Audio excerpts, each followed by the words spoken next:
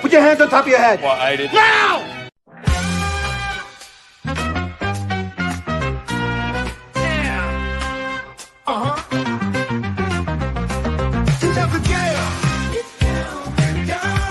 Here comes the jam, getting down with the truth, the only way he knows how to. Girl, Lord, what's his name? We call him the Chief. You're damn right, he's gonna get that sucker. Yo, we track down the truth, you know what a track down the truth, you know what do they call him? We call him the Chief. You're damn right we do.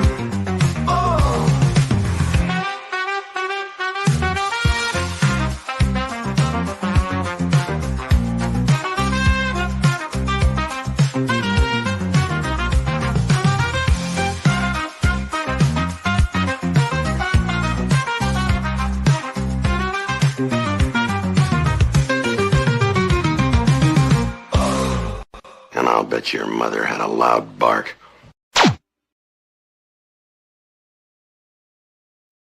Good morning. Welcome to Morning Coffee with the Chief here on Pop Culture Minefield. You know, you can find this show on YouTube and Rumble every 8 a.m. on Tuesdays, Pacific Standard Time. You know, this is, I'm coming up on almost not quite 2 years, at least a year and a half doing shows. So we have a lot of shows in the can, as they say in Hollywood, and I'd appreciate you to go to Pop Culture Minefield, YouTube's Pop Culture Minefield, and look at all the previous shows.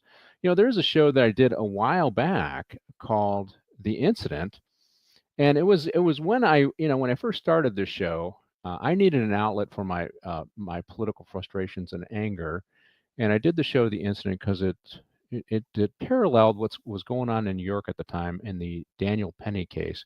Now, Daniel Penny is going on trial right now, and I had a couple of guys on that worked with me at Transit here in LA. That movie is about transit violence and a soldier stepping up to save the passengers.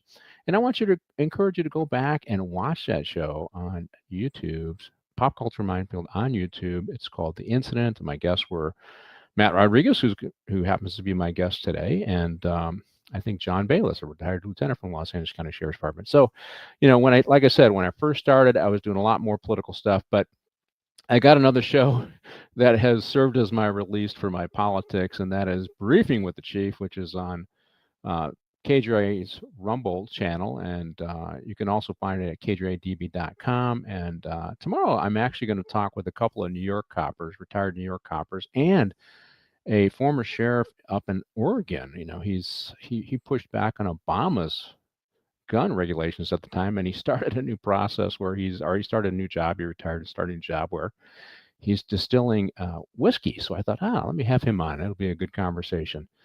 But so that's tomorrow's show. That one is at 5 p.m. Eastern Standard Time on KGR's Rumble channel. You can also go to kjrdb.com and you can find the show there. Now, if you're watching the show Pop Culture Minefield, or YouTube's the Pop Culture Minefield Morning Coffee with the Chief, I want you to like the show, share the show with your friends, and then make some comments, you know. But today's show, we're going to do Die Hard. It's got a kind of a Christmas theme. That's why I wanted to do it. And we are past election season and running full steam into holiday season, and I thought it would be good to do Die Hard. It's something that I've been wanting to do. And the other thing about the holiday season is the Los Angeles Mission. So the day before Thanksgiving, the Los Angeles Mission serves a full course meal, so multiple courses for the homeless that are living on Skid Row. They serve thousands of meals to the homeless. I got to get on the phone and volunteer. Last year I volunteered. I got COVID though. Hopefully that won't happen this year, and volunteer. But I want you to go to the website for the losangelesmission.org. Now, the interesting thing about the Los Angeles Mission, if you've been listening to me on both of my shows, I do have some knowledge in dealing with homeless. You know, the housing first model pushed by government is not working. We spent a lot of money and got very little results. Where the Los Angeles Mission differs is they engage in the use of, yes, we're going to talk about John McClane today, Slasher. Fred, thanks for joining us. The Los Angeles Mission uses cognitive behavioral therapy programs and wraparound services. They're not just a sheltering. They don't just provide shelter beds. They provide wraparound services and 6 months to 12-month programs to deal with all of the issues that the homeless person might have to get them off the street and reintegrated in society. It really is the right model. They also have a faith-based element, so their ability to get government money is limited. They do get some, but they do need the help of donors like me and you. So that's the losangelesmission.org. Go online, make a donation today, and help turn the corner on this. I have to tell you, I'm so excited that George Gascon lost, because he did not use his office at all to help with the homeless problem. And here's one of the things that he could have done that the city attorney in LA did, because I worked on this project. LAPD would arrest somebody who was homeless. They would come into the courthouse in downtown LA, and they would get interviewed with the concurrence of the public defender, the alternate public defender, whoever it was, and the prosecutor and mental health folks. And if the person made the decision that they wanted treatment, they would be put into a program with the concurrence of the court and the monitoring of the court. If they didn't, then they'd just go through the court process. They'd take their deal. They'd get their few days in jail. They'd get back out again, and they'd go start using again and live on the streets. This program has been up and running since about a year before I retired, so that would have been about 2020, and they've had over 2,000 people go through it, so it's a small program. It got expanded to 7 courthouses, but they have a 90% success rate because they use the best programs available to get the best outcomes when you're dealing with the treatment needs of somebody on the streets or an offender who has got many conditions, what are they, co-occurring conditions of alcohol, drug abuse, and all the other things they might have. It works. But because Gascon wouldn't file charges against anybody for petty crimes because they're homeless, you have no way of getting them into a system like that, no way of getting treatment. And I'm hopeful that Hawkman here in LA recognizes that. In fact, I had him on my show, Briefing with the Chief, and he said he recognizes the need to do that. So anyways, that's what the Los Angeles is part of that. They provided the beds for that program when it started. So go to losangelesmission.org. They know what they're doing there. And if you really want to help the homeless, they're an outfit that you should give your money to. So, okay. Well, today we're going to do Die Hard, the very first Die Hard. And I wanted to bring on my guests. My guests are Matt Rodriguez. We'll go by rank. So, former chief and I think, was it Santa Paula? You have to correct that, Matt, if not. And former captain in the Los Angeles County Sheriff's Department, Matt Rodriguez. He's been on a couple times before. Hey, Matt. Hi, good morning, Pat. Hey, Scott. Always a pleasure to see you. Thank you, Martin, for having us on again. And the next guest is retired Sergeant Scott Orr. He's been one of my regulars recently, and he enjoys it. So I bring him back, and he's retired, so that helps. Matt is still kind of working. He's a business owner now. And you know what, Matt? I forgot to get your link and put it for the show. Plug your new business in Arcadia, California. Yeah, it's a Legree fitness method, Pilates style workout with a wellness center attached. We call it Legreeology, Lagree. OLOGY fitness center and fitness studio and wellness center. Just a fun project I'm doing, and pivoted away from government for a little bit in the last 8 months. Been building that project, and now we're up and running. And there's a lot of young people from San Gabriel Valley driving all around like it's Mecca or something, and they're going to get their workouts. It's a little bit different than our generation. We were probably in the bars at their age, and it's enjoyable. I'm watching the millennials and the Gen Zers stay healthy. Well, I'll admit it. I spent more of my time in the bars when I was in high school, so I can admit that now. I'm way retired. So, and once I grew up and I was like 19 and on, I was too busy working and to try and survive. And so I didn't get into much of the partying when I was on the sheriff's department. I just was focused on getting a degree. So I did it. I did it earlier. I did the bar hop. In fact, I was bar hopping one St. Patrick's Day. See the Irish flag behind me, and one of our instructors bought me and my buddies around at Dunleavy's bar in Detroit. So that just a different, that's different. Blue collar places are a little different. I remember going to the Gaelic League and my grandpa buying me around too, and I think I was 17. So just the way it is, right? And Detroit, and probably in Washington State there, Scott. Well, I started going to bars when I was about 6 or 7. Well, I mean, when did you actually start drinking alcohol in the bars? Not at 6 or 7, right? Well, that's when he. Probably they're just.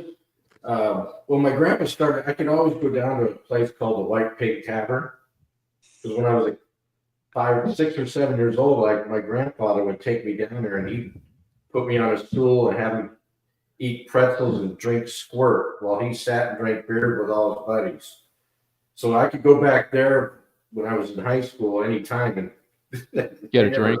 Nobody really carded anybody. You go to a grocery store or a convenience store back then. It wasn't grocery stores, but they never carded you. You'd walk out with.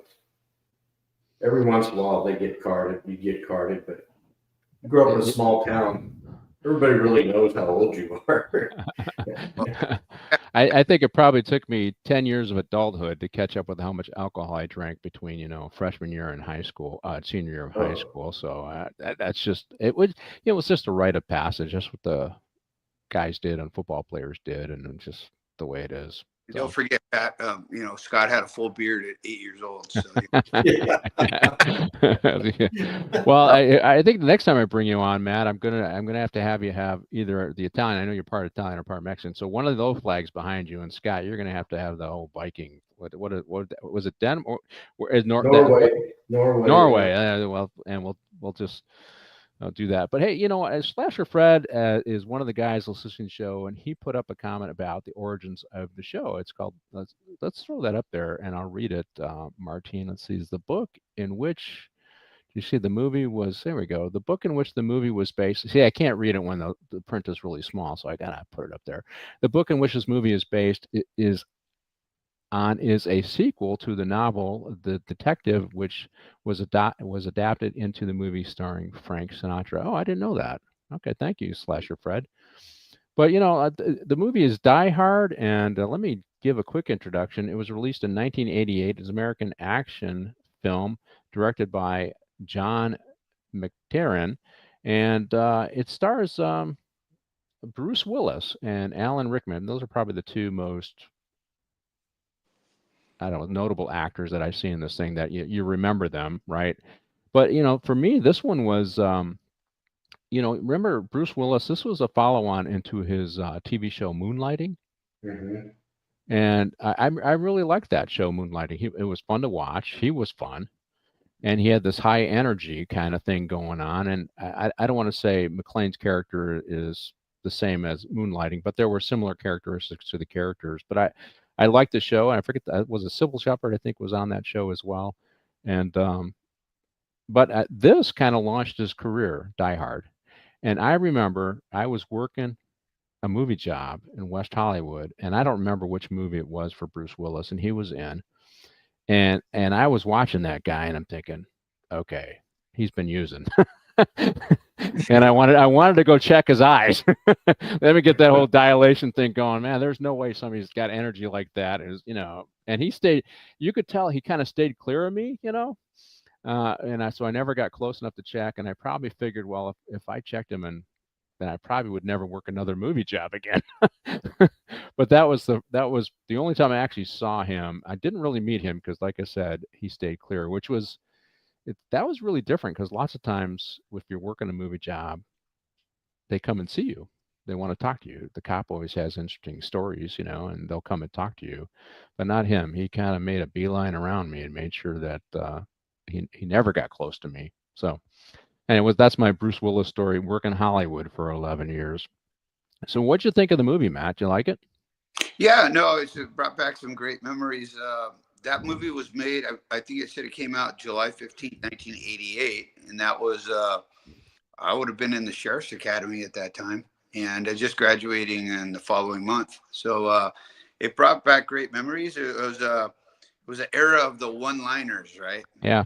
Yeah, so that it kind of brought back that memory. And then I've never seen Bruce Willis, but couple of years later, I was working on loan at the Blue Line when the Sheriff's Department had their first contract in transit, and I was working early mornings. I was down at 7th and Metro, and Mel Gibson was filming Lethal Weapon down there, and he had his little Beretta, and he was spinning it around and having fun with that, and he was pretty pretty antsy too that night. I remember that.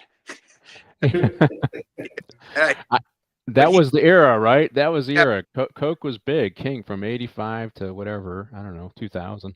he hasn't changed much, but he was pretty. I remember him being pretty amped up because we were pretty in tune with that, right, Scott? Yeah. Yeah. And I was looking at him going, yeah, this guy's juiced up. But yeah, so that was that era. But no, it brought back great memories, and I hadn't seen it probably in 30 years. And I jumped on Amazon last night and watched it, and I was like, yeah, this is good. I remember this, and it was pretty well done too, as far as the era and the the pyrotechnics and stuff. It was pretty wild. But I enjoyed it again, and I was thinking to myself, yeah, I don't even know if my kids have ever seen this, and it is a Christmas movie now, and I'm Yeah. like, hey, maybe I'll plug this one in this year for them when they get into town. I think the whole series, as he does it, let's see, it's Slasher Fred again. It's amazing at how you have Reginald Val Johnson playing a cop. Yeah. He would later play a cop in his known role as Carl Winslow on the black sitcom Family Matters. Yeah.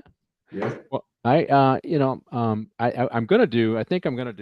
I guess I'll give a heads up to Martine now. I think there's 3 Die Hard movies, right? But they're all set during the holiday season, and which kind of adds. So that and then they all play, which is interesting. I don't know if they ever thought that these would be, like A Wonderful Life. They would play these action thrillers every Christmas because they're set in Christmas and they got a couple of Christmas trees around, and but that's what it's become. And I figured, you know what, because I think this show airs on Christmas Eve and it airs on New Year's Eve. Yeah, I think so. So I don't know if I'm going to go dark or what I'm going to do. So I wanted to make ones that have that Christmas theme so that can. Let's see, there are 5 of them. Oh my God, I don't know if I can get through all 5 of them, Chief. But the last one was unwatchable. Okay, well we'll look at the first 3, Martine, just because we can. I think what makes Hans Gruber such a clever villain is how he improvises his plan as he uses his terrorism act as part of a red herring to mask his real plans. I have to tell you, I guess we'll get a little political here. The terrorists do sell narcotics. The terrorists are involved in transnational criminal organizations. I have the Dr. John Sullivan on occasionally. He tells me all about it. I'm reading the book, The Easter Sunday Massacre. It's about a massacre in 2019 in Sri Lanka, and John and I are going to do a show where we relate that to what's going on now. In January sometime when he's free. He's going to law school in Ireland. The guy's he's a perpetual student. He's brilliant. He's a doctor now. I know he's a doctor. I know I called Dr. He was in my academy class. Yeah, doctor. Forget Matt. Follow the money. Look who he gets. Yeah, follow the money. I know, and it's like we got a pretty heady discussion about politics, and obviously we're divergent in some areas, but there's an area that we are simpatico, and that is how to deal with terrorism. So that's what we're going to talk about. But yeah, it was got pretty heated there, and I don't really get into heated discussions about politics, but John was elevated. But John's always like that. Just come have another cigarette. It'll be fine. I think he's good. Yeah, he's not smoking, but his politics are different than the 3 of us. Probably. I'm a moderate. I'm thinking a little out of place here. But I really like this movie. It's entertaining, and it stays entertaining with time, right? And I don't, I think of all the movies that Bruce Willis has been in, and I think that he's never, in terms of the action stuff, I don't think he ever quite hit the same mark with this one. I think the one I like is the Sixth Sense. That's the one I like, where I see dead people. That's also a good one, but that's more drama. And I did like to play, I see dumb people. I like that. Yeah, we've seen that meme where it's like they switch it. I see dead people, they're everywhere. Now I see dumb people, they're everywhere. I always liked that, but I thought that was a great movie on his, and but this was our introduction to Bruce Willis, and let's roll the first scene. How is this? My question is if this is a Christmas movie, yeah, how is Lethal Weapon not? I don't know. And, Lethal I Weapon forgot. starts in a Christmas tree lot. Well, this is, Well, I don't know if you guys ever caught this on the first, the first few times I watched this movie. So he's talking to him about how to get over his airplane flight, anxiety, and he tells him you got to take off. This guy tells him you got to take off your shoes and roll your toes in the carpet, kind of thing. Because remember, he ends up barefoot as he's fighting all these terrorists. And that's what he was doing. And I don't remember the two, but that's why he ended up barefoot and throughout this whole thing. And he eventually does that, and you'll see when he's finally gets to where the party's at. He goes, "Oh yeah, he's right. I'll be damned, that works." And there's little interesting things that you don't that get set up at the beginning of the movie and then become important later, or it kind of answers some questions like, why the hell did he have his shoes off? You know, but that's why he had his shoes off. And the other interesting, he's carrying his gun on the plane. It's not business related. So how did that happen, right? So, okay, Migato, come on in. You can come in. So this is the cat's second room. So anyway, so that's the interesting. He's on this plane. He's carrying his gun. You can't do that now. I even when I was going places for work, I just packed my gun. It was too much of a pain to try and carry on board if I wasn't with a prisoner. So any thoughts on the first scene, guys? Young Bruce Willis and how he ended up barefoot that whole time.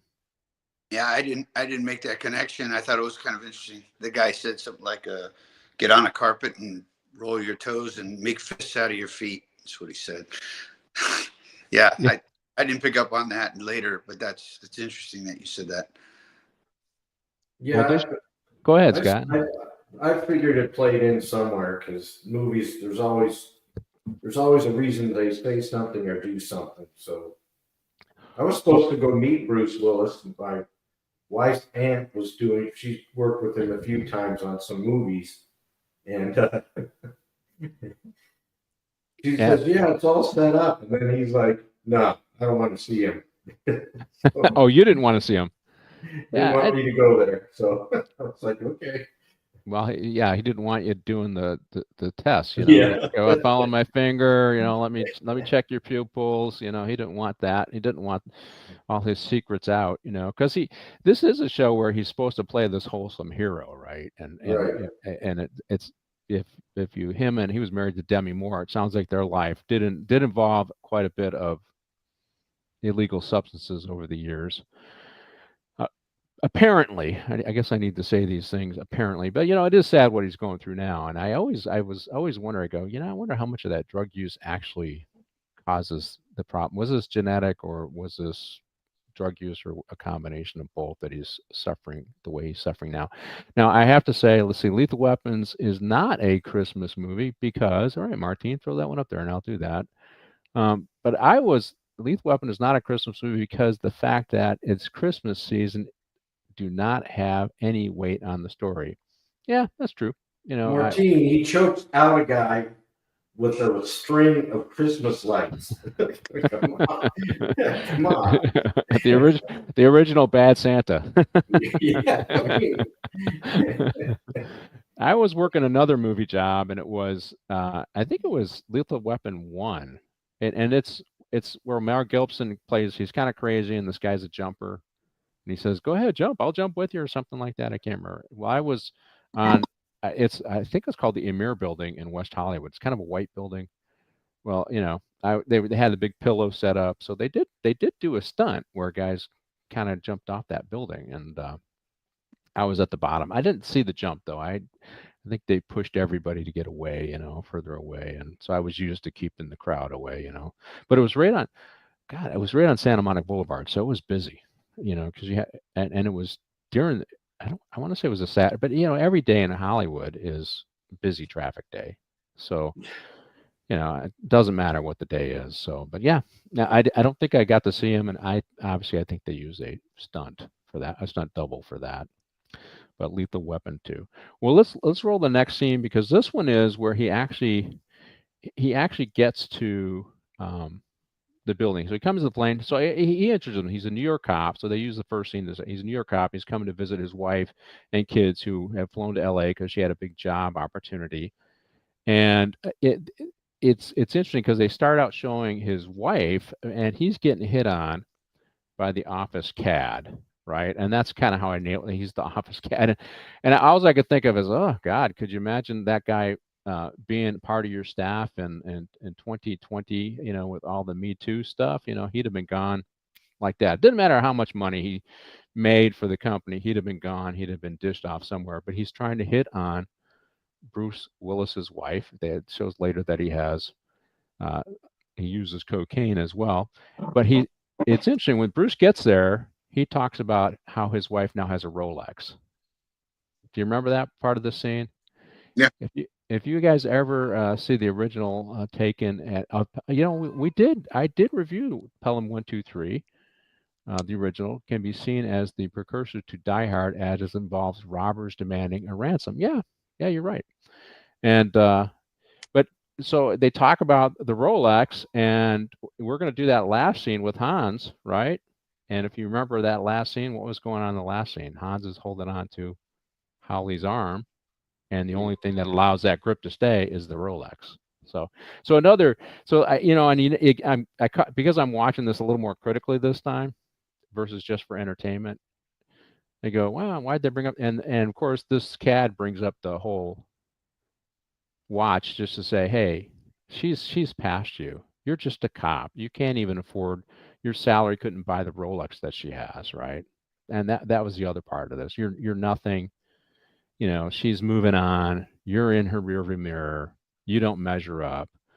And of course, these new age women, they want their career, but she still wants her masculine man. That's the way I kind of saw this. What'd you think of the first scene, this scene, Matt? Yeah, no, it's we knew a few of those guys at work. Pat, what are you talking about? Well, it changed over time, right? Yeah. So in the 80s they existed, but as it got later on, no bueno. Yeah, that was typical. You know, the guy has no respect for the fact that she's married, right? And he's just trying to, you know, he's a character, right? Because he's using drugs and he's high up in the company and making money. But the Rolex thing, not to bring politics into it, but under the Gascon era, everybody put their Rolexes in their safe in Los Angeles. Nobody wears them anymore. They reach the bottom part of their arm without having it chopped off, you know. So that's true. They did. They put their Rolexes in the safe because it was so unsafe in Los Angeles. You couldn't wear them. So that's kind of that's an interesting twist. Yeah. I warmed up the crowd for Matt when he was running for sheriff, and I alluded to that. You remember that, Matt? I said, I recently got engaged, and I told my wife, hey, whatever you do, and she got a BMW, leave the ring at home and get home early. Don't go shopping at night, because you're not safe it's not safe in LA. They'll beat you up just for that diamond ring, right? And there were some wealthy people in the audience who related to that story and then talked to Matt afterwards about how they really, yes, that's how they feel. And nobody was saying it at the time during that campaign. They were all talking about, we got to hold the cops accountable. We need more transparency with cops. They weren't talking about how everybody felt. So, I have to share this story. Okay. LA Times was doing their endorsement process. Scott, you'll love this. A day or two before, some guy got ripped out of his Ferrari in Beverly Hills on Rodeo Drive, and he was pistol whipped. And so they asked me, what is your position on CCWs? I said, I'm going to give them to everybody. I said, I'll give them to everybody who's law-abiding, who doesn't have a criminal history, willing to buy the gun legally, train with it, and store it properly. And they go, oh, my God, why would you say such a thing? And I said, well, are you suggesting I let the guy get pistol whipped again tomorrow? And they go, Matt, we really like you. You're a good guy. We love your presentation. But, man, why are you a Republican?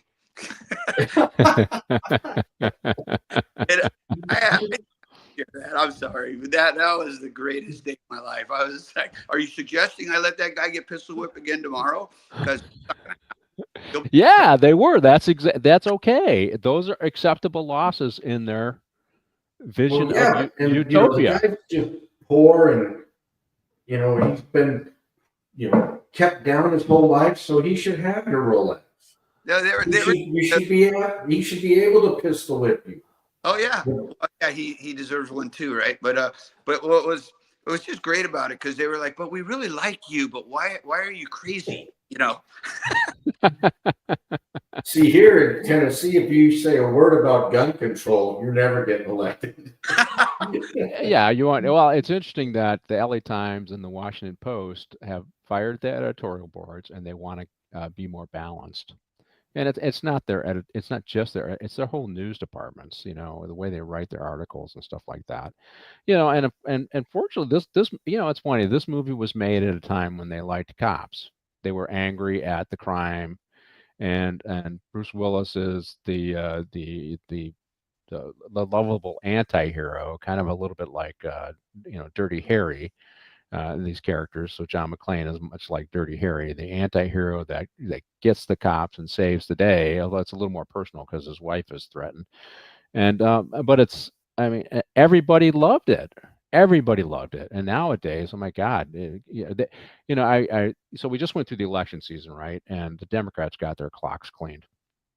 Not quite so much in California, but I think it's coming in California. But I always tell people, you'll know when the Democrats have really turned a corner is when they're running for election and they got a cop standing behind them. If you look at all the stuff over this election scene, it's nurses, it's teachers, it's firemen. The firemen never get hit, right? They're always behind them. Oh, we got to do this for the teachers, the firemen, and the nurses. It used to be cops too, but they've been excluded. When we start seeing the cop behind them, then you know that we're back in the fold. And I commented, I says, here's the thing. I don't think we want to be back in the fold. F them, Yeah. F them. Like any politician, they just use you you're just a means to an end. Yeah. They don't care. They don't care one iota about the firemen. No. It just looks pretty on the speeches and the campaign trail that they get. And I always love when they show he's tough on crime and they show the cop and he's got some generic badge on. It's like, really? You hired an actor to play a cop.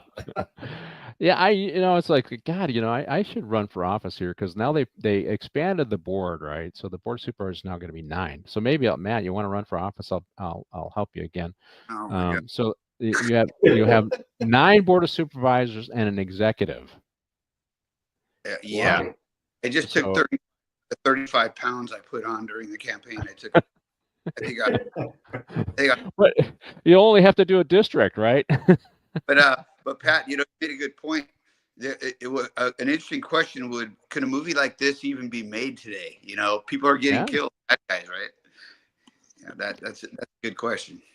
Can we cast a cop as a hero like Dirty Harry or John McClane, the anti-hero, in a movie? And will the movie the movie theaters are the production folks are losing. I don't know. We got Slasher Fred here. We got some folks that are in tune with it. So a lot of the movie making folks are losing money, right? Nobody's watching their stuff. It's too woke, Well, yeah. It's too woke. It's not entertaining. I mean, it was funny. I was listening to somebody who, somebody who said that, it's actually the Republicans are way more funny than the Democrats these days. And it didn't used to be that way. The Republicans were always stuffy and uptight, and the Republicans are having fun, and the Democrats are the ones who are stuffy and uptight and, crazy. But yeah, you're right. But it's, there's a lot of dynamics that are impacting the movie industry, but I just don't think they're connecting with the viewers as much as they used to. You said something a few minutes ago, Jeff Bezos and company down in the Washington Post. Let's be clear about it. The reason he's shifting is because more than half now of the country are not reading his newspaper because they see it more than the National Enquirer, right? So, when you read the newspaper because you want to know, like, hey, what's going on in the world? I don't want to hear your opinion of what's going on in the world. So that's why Jeff Bezos and company are making their shift with the Washington Post, which I thought was amazing during the final days of the campaign for Trump. Because, hey, you know what? He sees the writing on the wall. Nobody's going to read it. Nobody's going to buy it. Same thing with the LA Times. Going to buy it. Yeah, they just did the whole thing with well, look at Washington Post. Half the staff left. Okay, goodbye. I saw the sea change about a week before the election. The LA Times put an editor, or wasn't like an op-ed or something by a very conservative guy, and I read it. I'd have to find the article because I shared it with some friends, and I said, this guy right here is speaking for me, and I cannot believe I found this in the LA Times. So that was where I started to see a sea change, Pat, right there. Yeah. Okay, why are they printing this? Because this guy's speaking my language, and I couldn't believe it was in the Times before the election. Well, even Newsom's starting to shift. Yep. He sees the writing on the wall. Yeah. Like the whole Menendez brothers. Oh, I'm just going to let the district attorney deal with it. Yeah, he's going to if you said, I'm going to give him clemency, you're not going to ever get elected. Yeah, it's lunacy what Newsom is doing. I can't wait for him to be out of office. It's mostly the energy policy. He's killing us. It's just killing us here in California. But you're right, Matt. I think when you start seeing Hollywood waking up to the fact that they can do a movie regarding kind of this cop anti-hero, a la Dirty Harry, a la John McCain, you'll see that we turned a corner. Because you know what, the same feelings that people have today regarding crime were the feelings that led up to Dirty Harry, right? Which was released in '78, and it continued on for all the multiple iterations of Dirty Harry, and inclusive of the Lethal Weapon series and Die Hard, right? They wanted that cop that was going to take out the bad guy. They enjoyed watching the cop using unconventional methods for taking out the bad guy, and they liked that anti-hero kind of character. Look at John Wick. Yeah, John Wick. Yeah. I mean, talk about a mass murderer. Yeah. Except he's a hitman murderer, with some kind of moral code, which is hard to understand. But yeah, it would be. But he's still not a cop though, and so when they start them showing cops as that would be interesting, Matt, to see that happening over the next couple of years. I think. Come on, Martin, we got to get Pop Culture Minefield to influence the studio. So we'll have to send this over to them. And so Pat, I can only speak about my experiences, but at the tail end of my campaign, you may remember. I'm not sure you do. You remember when I think her name was Mrs. Avant, was murdered in her own home. She was the record producer's wife, and I think he may have just passed away too. But so we may not see the names publicly. Nathan Hochman could probably tell you who they are, but I was told that a lot of Hollywood elites are working and donating to take Gascon out of office at that time. I ended up at Stevie Wonder's ex-wife's house giving her some pro bono security advice as to how to protect her home because she was freaked out by that incident. And I was standing in her backyard and I could see the Kardashian compounds in the distance. And they were freaked out, the Hollywood elite, from that incident. And I was told that they would like to see George Gascon move on. So I don't know how much money was moved around under the tables, but I'm sure that that shift took place. Well, I heard that very clearly. Well, I was watching the donations for the different candidates coming in, and Gascon got nothing. He got millions of dollars from the wife of the owner of Netflix, in addition to $4 million directly from Soros. But what also happened, and I heard that Jackie Lacey is helping with the transition with Nathan Hochman. But what they did is they also funded these protest groups that bird dogged and maligned and ejaculation everywhere she went, every campaign thing she went. So it was orchestrated and was organized. I've done research on the Soros organization for my show, and there's this organization called Fair and Just Prosecution, which holds these prosecutors accountable, that they expect them to take pledges to certain commitments. Like they said you cannot enforce any voter integrity laws as a DA. And one of the DAs in Harris County, Texas, she pushed back on some of these commitments, and they primaried her, and she's out of office now. So somebody either further left than her, they gave that person $4 million, and she was defeated. She came on my other show as well.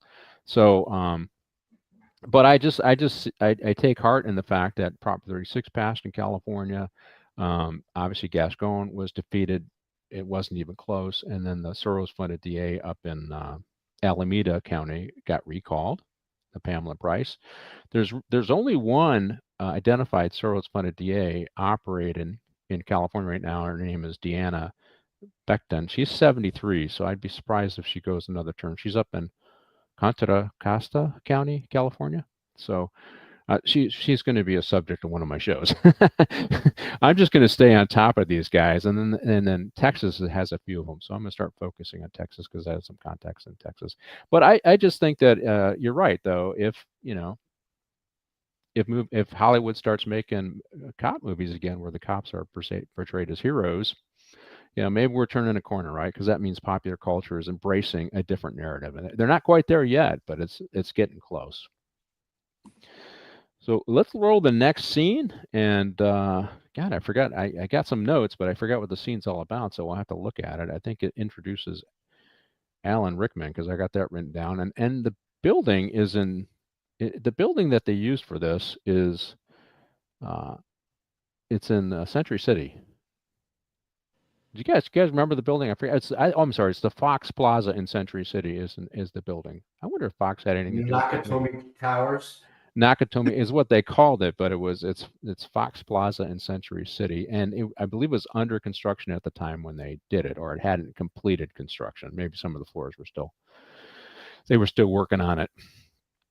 But you see, this is Hans's brother, right? And this is where Willis kind of makes his first contact with him, and he comes out, or John McClane, our hero, he comes out on top on this.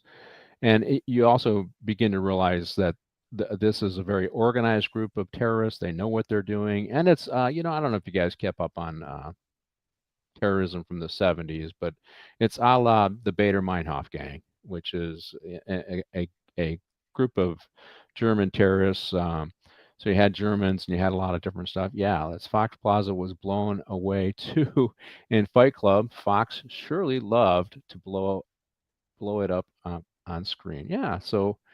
But this was, if you think of the Bader-Meinhof gang, they would kidnap wealthy industrialists, and they did a lot of violence in Germany and throughout Europe. But they let other people in their group. So you saw one Asian guy here, and a few of their members, if you remember the hijacking of the Israeli, I think it was El Airline, I think it was them, and it was the whole raid on Entebbe thing. There were some Germans in that group, so that this is who they're kind of mimicking in this show. This is this obviously this is a fictional story, but they're drawing from what's actually happening in society and culture as they build out this story to make it believable. And I do think ultimately, like if you ever read up on the Jackal, Carlos the Jackal. Ultimately, that guy was a successful terrorist, but he was also like the high life. He was a playboy kind of. So these guys, they may have their Marxist roots, but a lot of these people come from privilege. The real terrorists come from privilege. But Bruce has a confrontation with Hans's brother here, and he ends up killing him. I don't think he's Hans's brother. I think he's the the other blonde guy's brother. Blonde-haired guy's brother. Oh, I'm sorry. Yeah, Hans. No, what is I'm sorry, Carl. I'm sorry. That's right. You're right. Carl's like a famous dancer. Yeah. Did you notice that? He's a famous Soviet dancer from the old Soviet Union who immigrated. I had to check that out, and I guess he had an alcohol problem, like a lot of the Russians do. and died young. So, but yeah, and he was a famous ballet dancer, and which Yeah. he seems really tall. It would have that surprised me. I thought that yeah, women ballet dancers, I guess they want them small, but somebody else in this movie was also a dancer, and I can't remember which one of the characters it was, but yeah, this is our and I'm sorry, John McClane is much smaller than this guy, but he gets the advantage on him. So what do you think of that? So this is our first contact. See that Bruce here is really our action star. He's not just a wisecracking New York cop. So did you enjoy this scene, Matt? Yeah, no, I think it set the tone when he after he killed him and he sent him down the elevator. Yeah, and I think I have that written down somewhere. That comes up a little later, but it's that sort of set the tone as to how Bruce Willis's character is going to conduct himself, and his ability to fight. Yes, yeah, and this is I think he's already seen the president of this corporation get killed, right? So he knows these guys are not taking any prisoners, right? They are serious people. And that's the next scene, so we'll show up. So, but he has contact with them, and of course he's trying to avoid them because he's actually trying to figure out what the hell is going on, right? And I think he initially believes these are a bunch of terrorists because that's what he puts out. But we do see there's Hans. Now I have to tell you, there was the character. Even though I like John McClane's character, I think the two other characters that I really enjoyed in this movie more than any is Hans here. I think Rickman does an excellent job playing this sophisticated bad guy in a suit, and I like the Cad character, Booby. I liked his character. I remember his character. Hey, I negotiate deals every day. I can handle this Euro trash. I think he said something like that. Yeah, that's what he said. Yeah, I liked his character. I mean, if I had to pick out besides McClane, two of the characters that I really enjoyed, those would be the two. Hans. We start to get the feeling of Hans. What'd you think of Hans, Scott? Well, I like Hans. I mean, if you're going to be a bad guy, be a bad guy with style, right? Right, be a bad guy with style. He's got this red herring that they're a terrorist organization, and the whole time they're just trying to steal bearer bonds, which I never knew what bearer bonds meant. I thought they were like a German monetary, certificate or something. Well, it's bearer. So if you're the bearer of that bond, it's yours. Right. I never knew if that's what it meant. So I'm thinking, well, they're German. They're stealing bearer bonds back at that time, in the 88. But I like him. I like his style. Like I said, if you're going to be a bad guy, be a good one. But I like how so he's dressed in a suit and he sees the owner of the building, or the whatever the manager is, or whatever the CEO, and he says, "Oh, I like that suit. I have a couple myself." And a lot of these, like the Bader Meinhof gang, a lot of these leftists, they were all Marxists. And clearly Hans is not a Marxist. Right. He likes the finer things in life. I think that's what you notice, and it tells you that that should tell people right away, these aren't terrorists. These guys are here for something else. But he does the perfunctory, hey, I want all these people released before I'll let people out of prison. And a lot of terrorist groups do that now, right? They'll take hostages, and we're seeing it obviously going on in Gaza and Israel. You release 100,000 people, and we'll give you 3 people, right? That's the exchange. And unfortunately, they use. Fortunately, depending, I guess, where you're at on this, they use the West's reverence for life as leverage in these negotiations, because the terrorists don't care at all about anybody's life but their own, right? Well, so we'll trade, as a country, the merchant of death for a basketball player. Oh, I know. That So, was I mean, the political pressure put on, and it's funny. It's like, okay, she was used as the pawn. I get that, and I didn't have any problem with her, getting out. I really didn't. And the one thing I have to say in her favor, she said, you know what, I want all of them out. She didn't come and say, she says they're suffering. I want these other guys out too. And she's since she got back, she has talked about the other people in custody and how they need to work hard to get them out because she says that they are suffering. They're going through bad stuff. I'm glad to be home, but we need to bring everybody home. She didn't. I think her politics changed a little bit there. What do you think? I mean, to be stopped, but my thought always goes back, like, you're taking marijuana Yeah. into a foreign country where it's illegal, and then you're upset when you get caught because now you got to do the penalty that's in that country, not the United States. It's not a site release in Russia. Yeah, well, the other thing is she went there to make millions, which is what she was Right. doing in Russia. And I didn't know that you could do that, and she should have known the rules. You would have think that she'd have followed and checked it all out. But I would never go to Russia. I mean, I'm kind of a nobody, but I'm somebody that probably could be somebody to them, right? Former chief Matt ran for sheriff. I mean, I'm not taking any chances. I'm not going there. And yet she got lured there for the money. So she was greedy and put herself in a dangerous situation, then expected to get out, expected all of us to get out. So, but to her defense, she's been very good at advocating for those who are still in custody. And she didn't have to do that, right? She could have said, I'm happy to be home. Who cares about she said, no, we need to get everybody out. So that's good for her. So, Matt, what do you think of Hans? I like Hans. I forget what he said in the beginning, but he had a little speech in the beginning. Remember when he first got into the lobby with them all?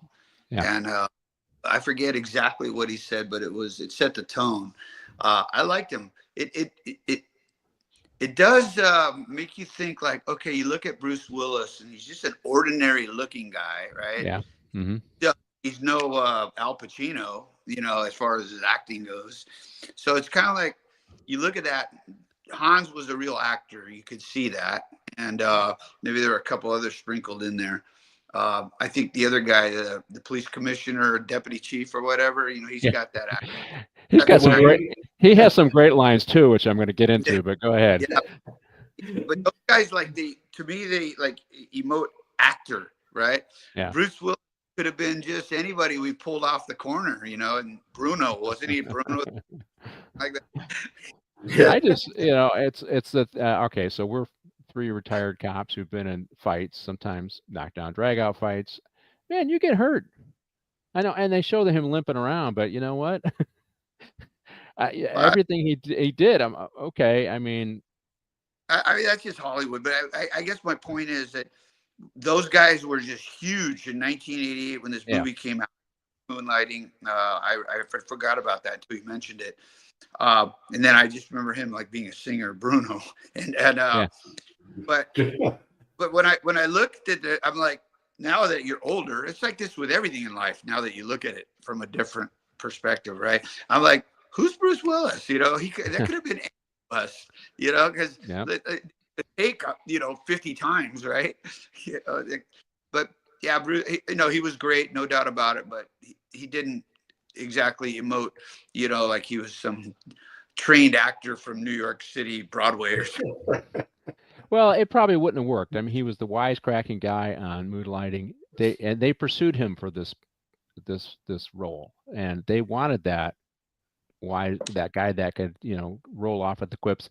Believe it or not, I did comedy in high school when I did competitive speaking, and there is a certain amount of timing you have to have and interplay with people. And I was the setup guy. I would set up the line by somebody, then somebody else would deliver it. So there is a certain amount of timing, and that timing works. And so he is good at that. He's good at, and of course they get to take after. But if you want to make money, you got to do that take once, right? Which is what Clint Eastwood is good at. But yeah, I think you're right. He's not the dramatic actor like you have with Rickman, but he's had good comic timing, and there is something to that, and I can tell you the first time I did some comedic stuff, we sucked. Now it was right after a kegger party, so that was probably part of the problem because we were all jocks. This guy recruited all his jocks to do this. We did Catch 22, so it was a cutting from Joseph Keller, and we sucked, and we decided, let's put as much into this as we put in football. We had 2 football players, me and another guy, who went on to play at University of Michigan, and then a guy that was a swimmer, a tennis player, and then a freshman who wasn't a jock. He was a drama kid, but yeah, you have to hone that timing and be ready. And sometimes you forget your lines, and you have to be just ready to roll. So what I see in him is that. And let's throw up this scene. I think Vegas has a comment here. Best Christmas movie of all time, which you wouldn't necessarily think of. There it is. Thank you, Vegas, for the comment. Best Christmas movie of all time. We got time for one more scene before we take a break. We do a potty break on Morning Coffee with the Chief. So I gotta beg to differ on that because I'm a fan of the Grinch. So. Well, I love the old stuff too. I mean, It's a Wonderful Life. Oh yeah. You can't forget that. There's a lot of Christmas movies, but you know what? If you want a little bit of break, a little bit of escape and action, this is an excellent Christmas movie. And but let's go to the scene. Oh, you're throwing. Is this the code, right? This is.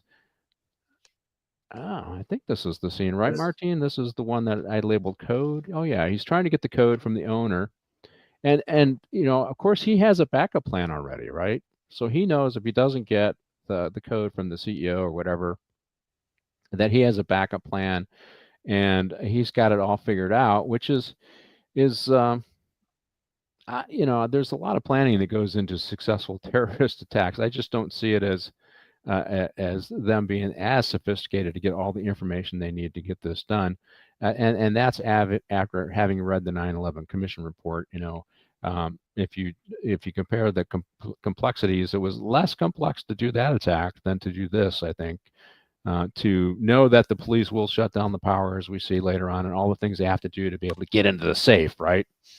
And but they're going to try the easy way. There's Carl, I think, right? That's Carl, big, tall, blonde guy. And but they had a plan on the front end, Matt.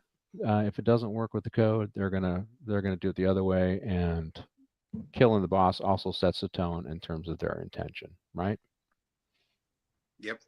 Yep. Here he is. See Henrik now. So the other thing that I notice on this guy is Hans is as the roadblocks come in place, he just shifts. It's okay. The core plan is still in place. So I don't know, Scott, can I say that you were in combat? I don't know if I can or not. So no, I wasn't in combat. Huh? You were? I wasn't. I was in the Marine Corps. Yeah. I guess just surviving that's gonna. What is it? What did they tell us all in the academy? Got to be flexible, right? So when you're doing a tactical operation, things don't work out, you shift to another plan, right? You have to have a plan B, a backup. And Hans is, he's got a backup plan. He's ready to move. His core plan is still in place. The Marine Corps teaches you in boot camp that make sure always have a plan A, plan B, because those aren't going to work. So then you got to improvise, adapt, and overcome. Yeah, exactly. And that's what Han does throughout the whole thing. Every time there's flying equipment, he seems to shift and go a different direction. That's why I said he's a good crook. He doesn't panic, right? No, he doesn't panic, but he also surrounded himself with, I would say, good people, competent people who also don't panic. I mean, you remember when, we'll see it later on, but the cop rolls up and they talk to the security guys, and the security guys are very calm and cool, right?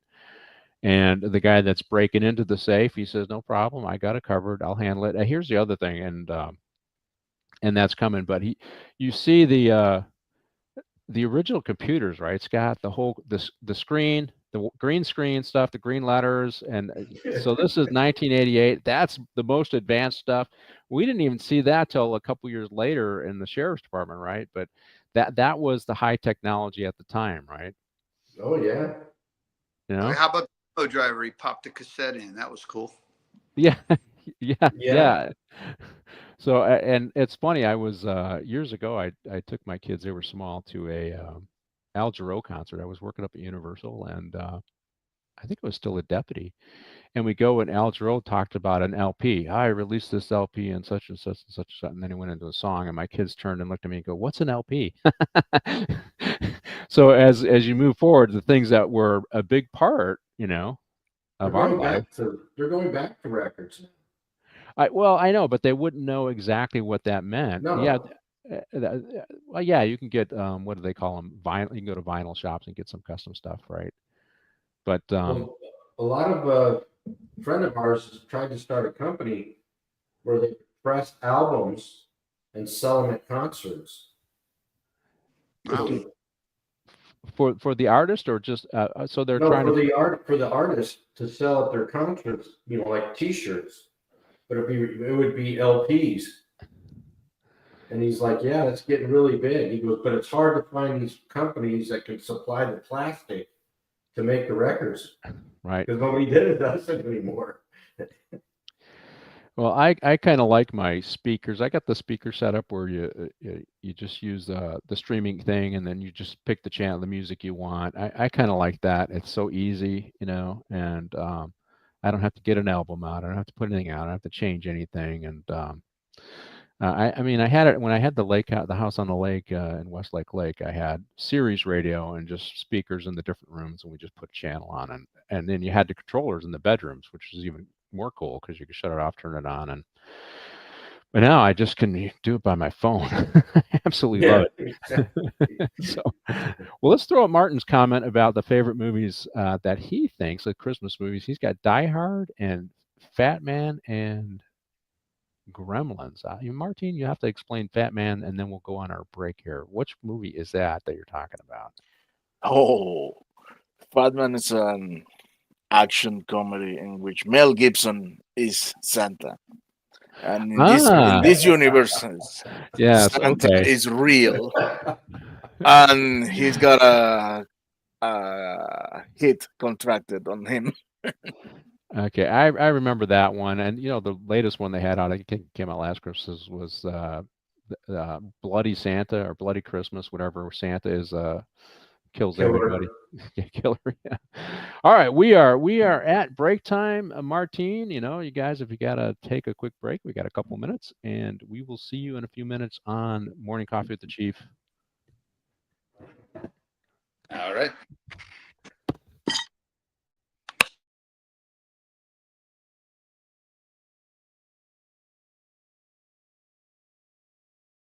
There's only one location on the internet where you can get it all: movie, TV, and comic industry.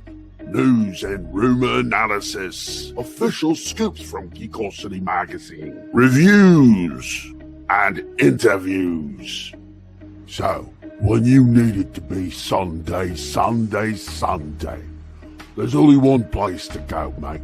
Pop Culture Minefield. Well, they're always talking nerd stuff. Right, jog on then.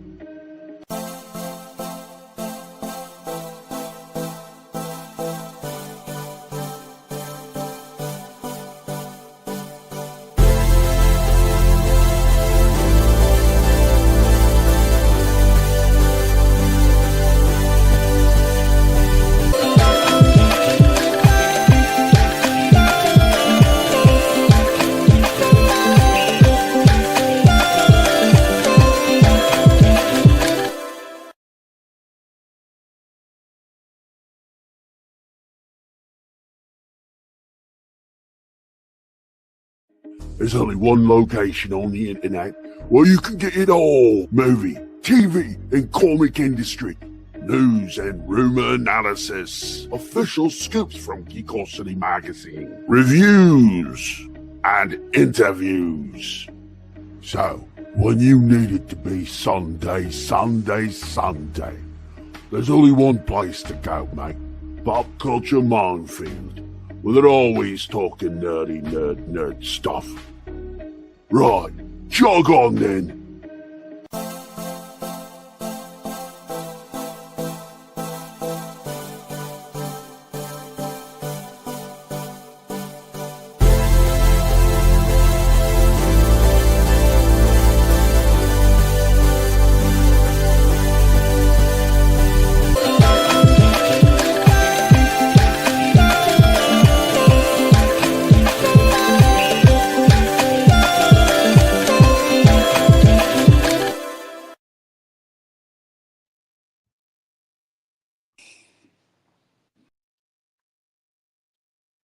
Welcome back to Morning Coffee with the Chief. I'm your host here on YouTube's Pop Culture Minefield. I say, where are the rest of our guests at? Let's see. Martine? I don't see the rest of our guests. Okay, well, we're going to move on here. There's Can you Matt. I think, did we lose Scott, or did everybody get put backstage? Martine, can we get Scott back up? There he is. Okay. Hopefully you guys had a good break, right? Everything come out okay? So, okay, so we just did the CAD thing, and my next scene is that I wanted to go over is I called it First Contact. Martine, are you there? Can you roll it? There we go. And I have to, I watched this like 5 days ago, so I have to see a little bit to remember. So here, I'm sorry, this is where he meets Carl's brother, and he does end up killing Carl's brother. I think the first time he just saw some of what they were doing. And this leads into some of the I think some of the funnier comments that are made in the movie, you know. So here I think I looked up this actor. I think he was a dancer as well. But he was not a Russian, but he plays Carl's brother. And I wrote, I just couldn't, bad tactics here. He puts the gun to his head. Obviously, we all know you don't get that close when you're dealing with somebody with a weapon as well. And the interesting play here is, you know, I'm a policeman. Well, you can't shoot me, kind of thing. And well, you got a gun. Yeah, I can. So I don't. But that's what cracks me up about. I mean, this is 1988. Yeah, it's like, what? He says, you're a policeman, you can't do anything. Not in 1988, you could do a lot. Yeah, well, you got the gun in your hand, dude. I can shoot you in the head here, you know, and nobody's gonna say it as long as you start moving towards me. It's like, so it was some of this I thought is unrealistic, but it is Hollywood. So the tactics, bad tactics by Bruce Willis, and then the belief that, but he gets in this knockdown drag out fight, and which, you know, all of us would be heading to the hospital after this fight. And of course he's barefoot. What'd you think of the scene, Scott? Oh, just like what we just commented. I mean, the whole put the gun up to his head. Why? Could you just done the same thing but kept a safe distance? I mean, you're supposed to be a cop. Supposed to know your distances, how to stand, put a gun up to somebody's head, and then of course the fight would break out. You know, I mean, but again, like you said, it's Hollywood, so they have to make it, you know, a certain way. But the thing is, you know, ordinary people see this kind of stuff and they're like, oh yeah, I can just tell a cop he can't do anything because he's a cop. Sometimes he's a terrorist. I wouldn't even give him a choice. I would have just shot him. Who's gonna? Yeah, exactly. Right. I mean, you know, why even give him a warning, right? You know, I mean, you don't really have to. He's an armed terrorist. They've already taken it. You've already heard shots fired. You've already seen one killed. You don't have to. You know what I mean? The rules of engagement are a little different these days.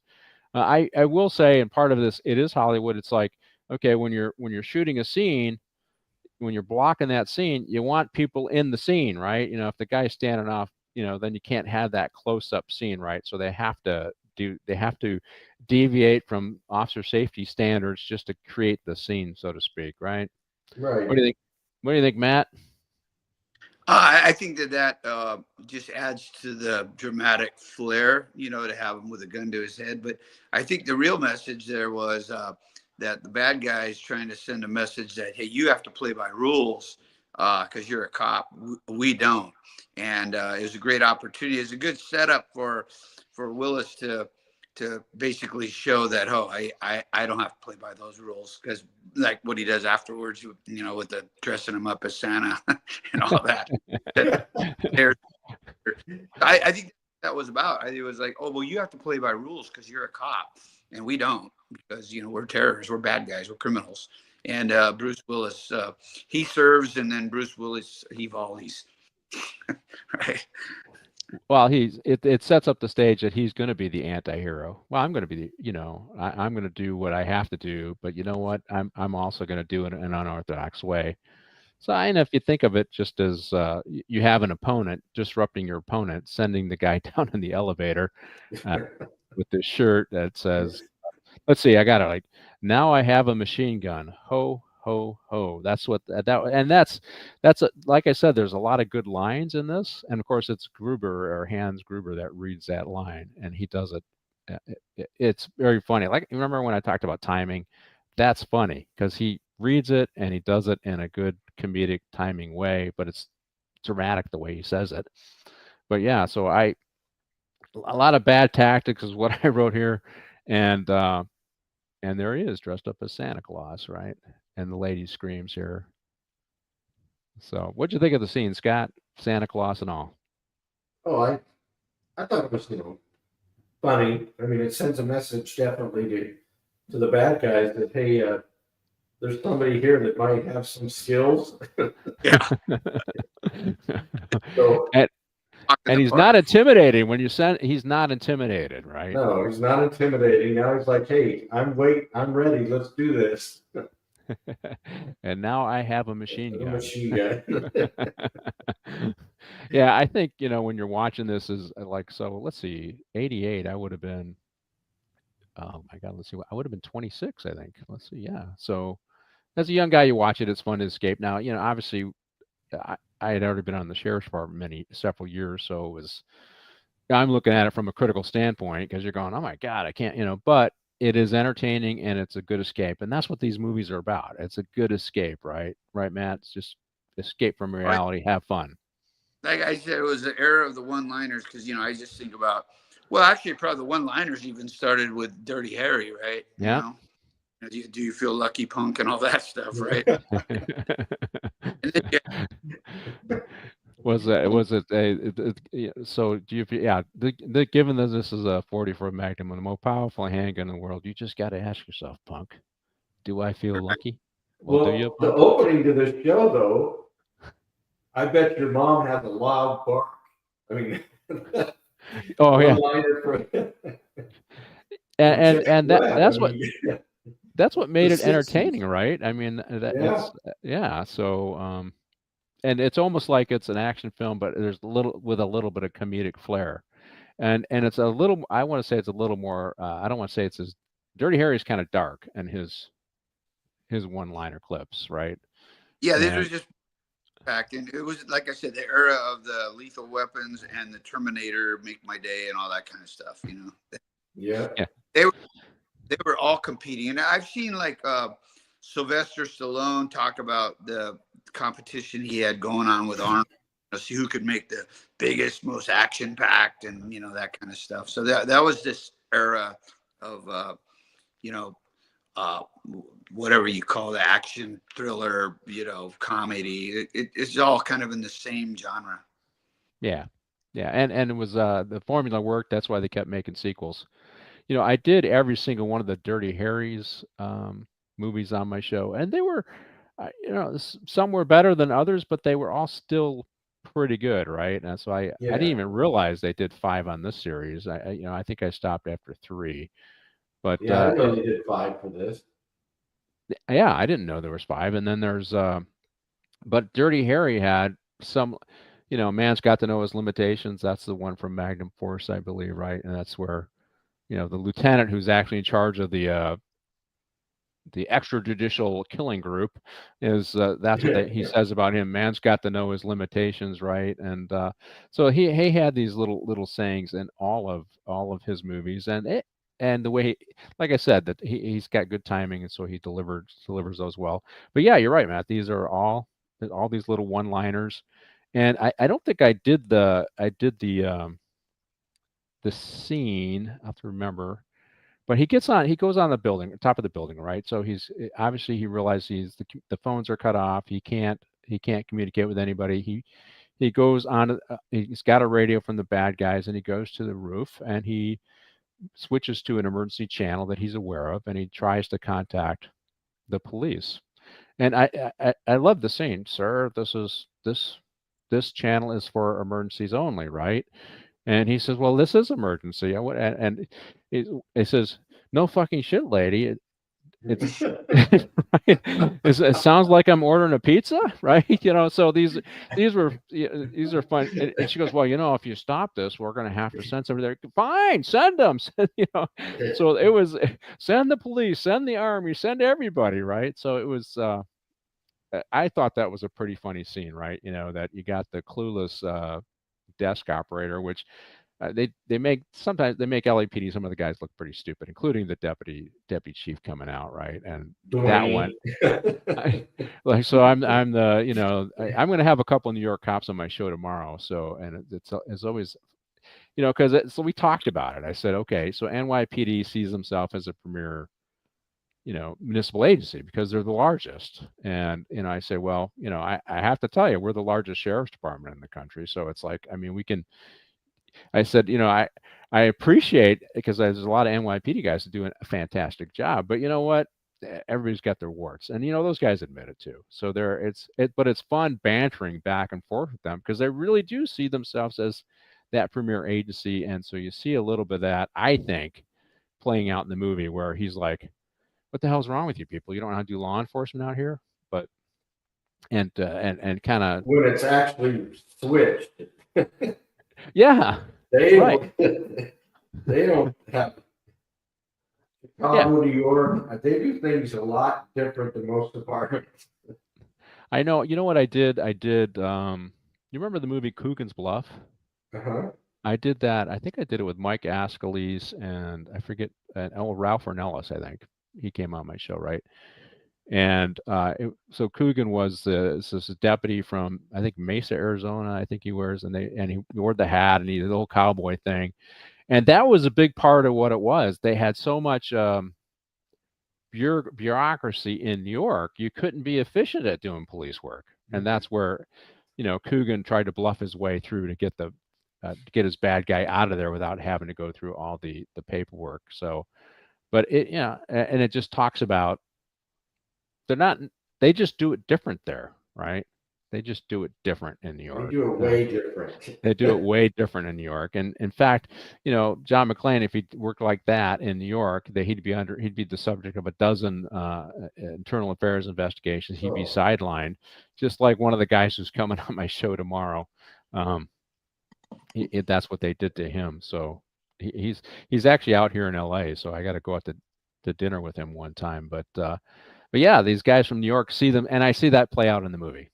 I don't know if do you feel that way, Matt, that they dissed LAPD a little bit because, just the way how they portrayed them as being dumb. Yeah, I thought there was a little bit of clowning going on there with the 911 dispatch or the radio operator there. But then again, it's a little unorthodox to come in over a radio in that manner, right? Yeah, so they give her a little bit of leeway, like, well, this is odd. There's somebody. Yeah. But I do like his responses. Send the army, send the Marines, send whatever, So let's load the next scene is one of the other funny ones that I like, and it's when we get introduced to Sergeant Al Powell, our Twinkie loving Al Powell, right? So. And it was funny. He's in the I don't know, 7-Eleven or wherever, and he's buying his treats, and these are for my wife, and the clerk says, yeah, I thought that was funny too. So even the whatever the minor players get these funny little. I was surprised they actually had to pay for it. Yeah, well, that's true. That's true.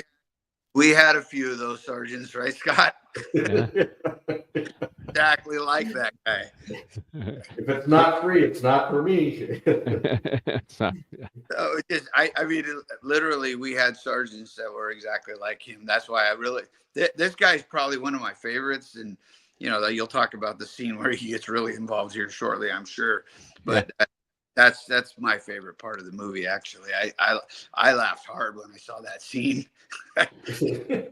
Well, what I like about it is the line, goes, welcome to the party, Yeah. Well, as you see him coming up, what's a Stevie Wonder driving this thing, because he rolls up in the front, and obviously there's not a whole lot of tactics going on here, but in his defense, it's pretty quiet. They don't see anything around. They got a couple security guards looking the part, dressed the part. And when he goes in, they act the part, right? So, but Hans isn't really worried about this. He's got his plans. He's going to move forward. But I liked the Al Powell, the character Al Powell. He's kind of fun, and he's ultimately portrayed as the smart one here, as this portrays on, smarter than the deputy chief, right? That rolls up. But he gets there, he goes in, and he's talking to the security guy who talks the talk and walks the walk, lets him look around, knowing full well if he goes too far, he's going to get killed. That doesn't happen to our hero yet, our guy here yet. And it's interesting. There's some things that he says when he gets to talking to John McClane. He says, I think he's a badge. I wanted to bring. I have never before this movie. I'd never heard that ever said about a cop. I think he's a badge. Had you guys heard that at all? I mean, subsequent that I've heard it a little bit. It's, but I never heard that. And I'd been in law enforcement for a few years, and my dad was a cop. My uncle was a cop, and I had never heard that saying before. So I always wonder, where did these writers come up with these things like that? I think he's a badge. I know in Chicago and New York, their term is like he's on the job or something. Yeah. Yeah, they say that in Detroit. My buddies will say that in Detroit, and it kind of creeps out here a little bit too. But I think he's a badge, or he's. I guess they know who he is, he's a badge. Whatever, that would be the other way to say it. But I just don't. I never heard that saying. I never heard that, having grown up in these circles ever. Yeah, because your dad was a cop and your brother was a cop, right? So yeah, never kind of heard that. So it's definitely not a West Coast thing at all. And let's see here. So Al Powell's, he's walking around a little bit, and he ends up back to going to his car, and it's going to be code 4, right? And McClane is watching what's going on, but they also have they're ready for Al. They've already lined up their machine guns, and if something goes bad, they're going to take him out. And he doesn't know how close he is to being killed, right? But I think this is one of the other things you never really know. Every time that I knew that there might be someone with a gun, I had to drop on them. But sometimes you just, ambushes are hard to deal with. And of course, they're looking to ambush him here. And here's the other funny line here that so they're going after McClane. They figure out where he's at. He's trying to make noise to warn Al, and they send these guys up to kill him. And he doesn't shoot one of them right away. And then the other guy, he dives under a table. The other guy jumps on a table and is kind of lacing up the table till he gets to him. And he makes his comments: the next time you have the chance to kill somebody, don't hesitate. And what is he saying? Then he opens up with his 9mm and says, "Thanks for the advice." So I thought that was another good line in the movie. Kind of funny. But I wouldn't think that if you're in this terrorist attack, obviously this is Hollywood, that you're having these kind of conversations, right? You wouldn't. Nobody would. You'd just be reloading and looking to finish them off. But that adds to the comedic part of this. And he's right though. Next time somebody's got machine guns, don't hesitate, shoot, right? Particularly since they've already killed people. So, what did you think of the scene, Scott? No, I mean it's plays into the whole, the whole. He's a cowboy. He's a one-liner, and like I said on several of these that we've done, is that there's always Hollywood has this thing that the bad guys are always going to tell you they're going to hesitate, so the good guy can kill him. Yes. So he's going to give John McClane this like little mini lecture, and then John McClane kills him.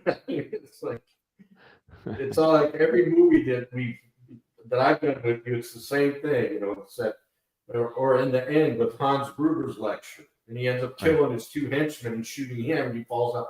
So it's like, just kill the guy. No lecture needed. Just I know. Don't hesitate. Just take it out. And you know what? Pull the trigger. Like the first scene where he puts the gun up to his head. He would have been dead a long time ago if it was me. wouldn't even say a word. I would just see him doing his thing and boom, boom. I don't need to know what he's doing and take all his stuff. So after McLean kills the guy, he throws him out to the window, and it lands on Al's car, and then Al thinks he's under fire, and then he is under fire, and he starts backing up Matt, and he backs out of there until he's in some kind of drainage ditch, and he has color, and in the meantime he's, I don't know if I'd have been on the radio. I'd have just been trying to get the hell out of there, but you got to get on the radio and report what's going on. And probably this is one of the more famous lines. So you remember what John McClane said as Al is getting out of the way there? Yeah, the party, pal. That's my neighbors were probably saying, "Hey, what's so funny, Matt?" Because I was laughing so hard when I saw that. I had forgot about that scene 30 years ago, and I remember, oh yeah, I think it's coming. And it hilarious. And then his collision as he's backing up. on and on, right? Yeah. Yeah. Welcome to the party. Yeah, I think that's welcome to the party, pal. And it's 88 because he's also, you find out later, he's carrying a revolver, right? And yeah, I forget when. I think I was still carrying. I know I was still carrying a revolver back in 88. We didn't switch over till what was it? 89, 9 through. That's that. And then we switched over. I think I was. I'm trying to think of it. It was like 90 or 89. I don't remember if we switched over in patrol or if we switched over. I got mine in 90 when I went to patrol. Yeah, I think it was like either right in patrol or it was 89. So I forget exactly when. I remember when the MDCs came, or MDTs, but that was also during that time. So we switched guns and got MDTs right around the same time. Yeah, I think they started equipping the academies with the 9s and training them, and then they targeted patrol. And I think it was one of the, by the time they got to me, I believe I was a detective. So I was on the ladder because the guys in patrol first, and then because they had to catch you had to go to training, and I forget, it was a week-long training with the 9mm. And I liked my 9, but I was never quite as good with my 9 as my trusty 6-shooter, because I don't think you can replicate the amount of rounds that you put through the gun that you go to the academy with. You just get so comfortable. For me, click, click, boom, click, click, boom. I mean, I still remember. Did you buy your Beretta? I did not. I bought my Beretta. I regret not buying my my 38. I wish I'd have bought that. I did buy my Beretta. Mine was supposed to be blue, but half of it was silver from somebody taking it in and out of the holster. And you could move it back and forth and hear the cylinder rattling. Well, when I bought my Beretta, it was $450. Yeah. Yeah. No, I bought the Beretta, Pat, but I did not buy the revolver, Model 15, which I regret.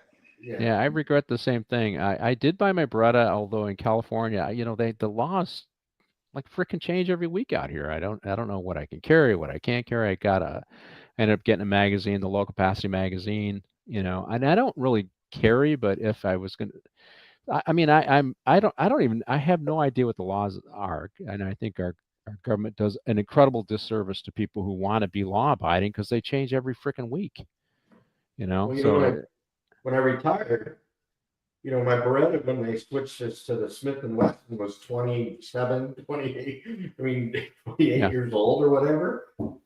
So we paid $450 for that. Yeah. So when I retired and bought my Smith, and then you got two magazines and a pistol. Yeah. For $450. Yeah. For a gun that you could buy on Gun Broker that old for like $125. Yeah. To buy my Smith & Wesson, which came with 4 magazines, the flashlight, was the same price. And I'm like, what the? As long as I'm living in California, I'll never buy another gun, because I can't. I'd have to do research just to know what it takes to be legal nowadays in California. It's so crazy. Well, what if I got guns that are they call them on roster and off roster. Yeah. got to see that. And then, but you're not going to get magazine. If you go to Turner's or some local gun store, you're not going to get anything with more than 10 rounds in it. Yeah. You know what? I mean, I'm not working, so those 10 rounds are just so I can get the hell out of there, but you can carry an extra magazine, and I don't to even be carry quite that. frank, it's lighter with 10 rounds. I don't even carry. I carry a Smith and Wesson Shield that holds 8 rounds. Yeah. Yeah, I got Yeah. that gun. You can put And that I'm in like, if I can't hit him with those 8, I'm going to throw it and run. Well, Yeah, if I were to buy another gun, it would be the Shield. I did look at that. Those are and it's more compact, right? So it's not super Yeah, heavy. it's very small. I got the Shield. You can put it in your front pocket. Even Yeah. where Very it's accurate for me summer, anyway. put it in your front pocket. All right, we got to get back to the movie. Hey, let's roll the scenes. Sorry, Hans, and this is where they start to talk over the radio, and it's probably one of the more memorable scenes when he's talking over the radio with Hans, and here's Mr. Gruber. He's trying to negotiate with Gruber. But one of the things that he talks about he uses the line, what do I call you by? And well, I'm kind of, he says, you're just a cowboy. So he just, he does the whole American cowboys. And, it's funny. That's what the Europeans thought of us. They saw so much of our movies that were all about Westerns. They thought we were all a bunch of cowboys, right? And so sure enough, that's what he says. And he says, well, I'm kind of partial to Roy Rogers, so you can call me Roy. And he signs off, yippee-yi-yay, MFer. Yeah. So, and that was a good, that was, to me, that was you remember that one. You can call me Roy. I'm kind of partial to Roy Rogers. So, but it's kind of a fun scene, this interplay with him and Hans. That's very kind of you, see? So, and they're it's almost like they're talking professional, but I assume you are my mysterious party crasher. Yeah. So yeah, it's a fun scene. What do you think of this scene, Matt? Oh yeah, no, I think it's great. It's like the guy was up on he was up on Western culture, right? But like you said, he was well read. He said, "Oh, I read that about some business related stuff, right?" And I think he said Forbes or Wall Street Forbes. I think, right? I read about that in Forbes magazine. So he was up on Western culture and European culture, like you said, when he spotted the chairman's suit. He even knew which shop he bought that from in Europe, in London or wherever he had purchased it. So that guy was pretty sharp, Hans. So I like that interplay between the two of them over the radio. It was pretty cool.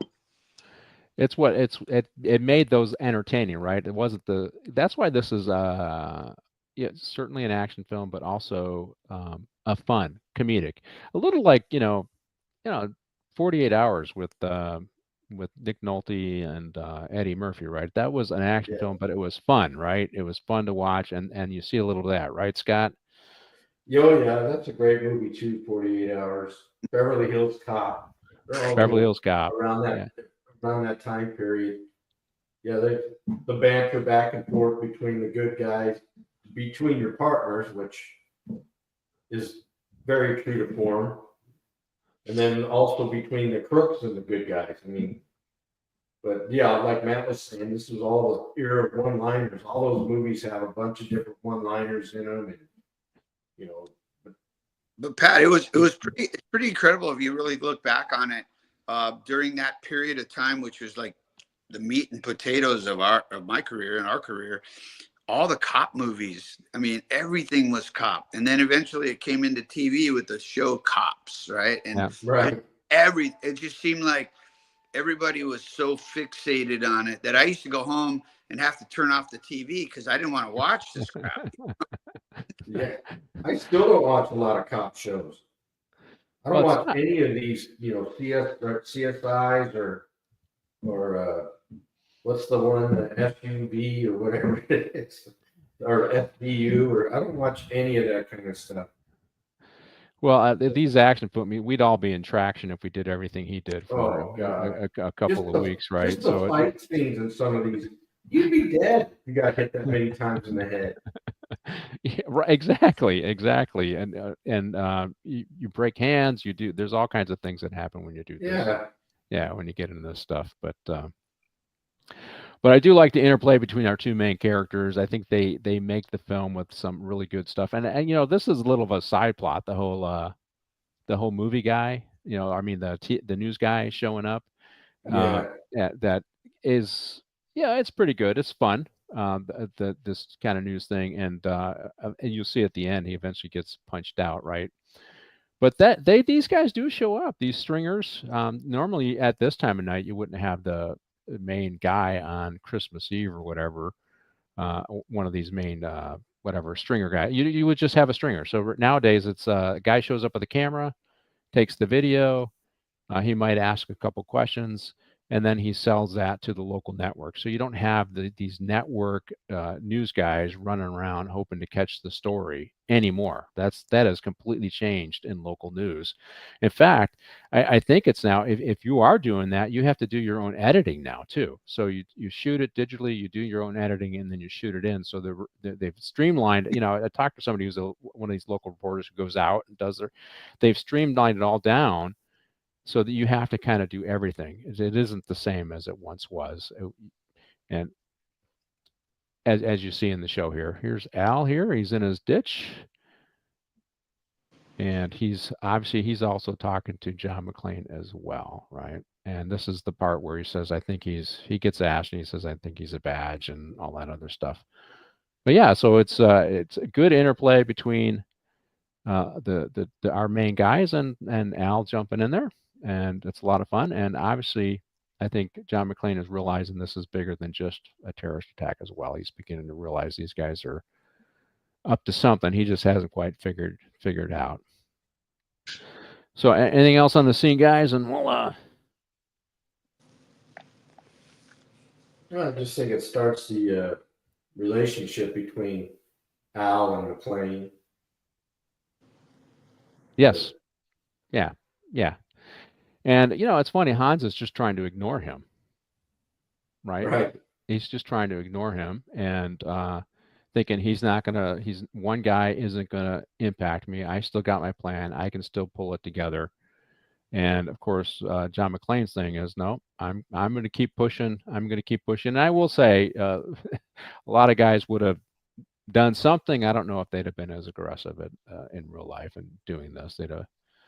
And this, of course, during all of this, he's managed to grab some C4. He manages to grab the detonators, which become a big deal for the terrorists. They need the detonators to follow through on their plan.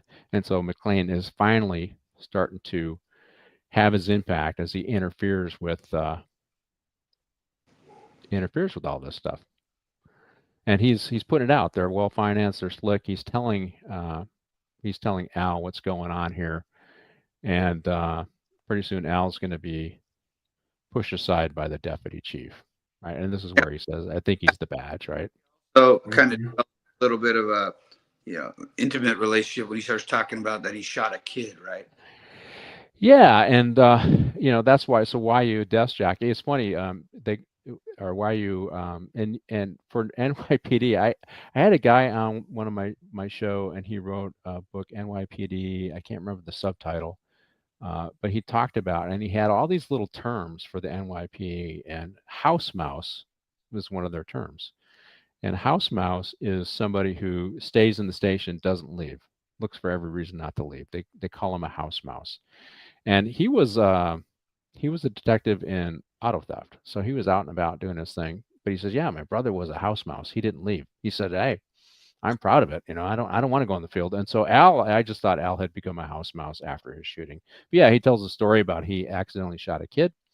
God, nowadays they'd have you up on charges, gas going up, you file on, they'd want to give you the gas chamber. You can't make a mistake in law enforcement these days. But yes, that is the side plot. Yeah, the house mouse. That term I heard in the jail. That was the trustee clean the mod. Yeah. Come in and clean the deputy's work area. Remember the that? House mouse. Yeah. I'll have to go back and remember some of the things from that show he had so many. He had nicknames for all of their precincts, and he had all of these. He had a glossary that he put in his book so that you could see what they were. And it was funny just going through the glossary with him and what the hell he talked. A shoe fly was another one. A shoe fly was the captain he was kind of the duty captain, right? So but they had him on all the time. They would go to wherever they're ever at. And I can't remember why they called them shoe flies, but it was just a We lot of too. funny terms. Huh? We had them too. We didn't name them that, but they had all these names for these guys. You remember slaps? Yeah, you're a slap. Yeah, slap. Yeah. Second part off. All right, let's roll the next scene. I think the next scene, if I remember correctly, Hans, is this is where our stockbroker decides to. Well, let's just roll the next scene. Here's our. I like this guy. He's funny. He has some good scenes later on. The deputy chief, and they make him purposely sound stupid. And he's going to let our SWAT guys go in on this. And I think this was kind of a funny scene. They're trying to break in. And the SWAT guys are trying to break in. They're having problems, and so now they're going to try and blow it. And in the meantime, the terrorists are ready for them. And in addition to these guys going to the front, they have you remember the black kid in this movie who's a terrorist. As LAPD comes up with their SUV, he goes, "Oh, they have an SUV, or not an SUV, an RV." What he says, they got an RV, which I thought was kind of funny. And I don't remember LAPD having that kind of equipment back then. I know we had trucks with cages on them that our SWAT guys used, but this might have been maybe the first iteration of tactical vehicles that the LAPD had. And as they start shooting at the cops, they shoot at the lights, and of course, to make the deputy chief, Al says, "Hey, they're shooting at the lights," and then the deputy chief says, "Hey, I think they're shooting at the lights." So it's just to make them feel stupid. But as they shoot at the cops, they say, "Well, just shoot them to wound them," kind of thing, which I didn't understand. You're just going to shoot, right? They're not going to shoot to wound. And maybe My that's question is, when I saw this scene with SWAT going up there and everything, so you knew they had the high ground with the machine gun because they riddled Carl's car. So when you have the high ground, you have a huge advantage. Right. And then they go up to the door and it's locked. But isn't the door glass? Why would you try to saw through it? Wouldn't you just break the glass and go through?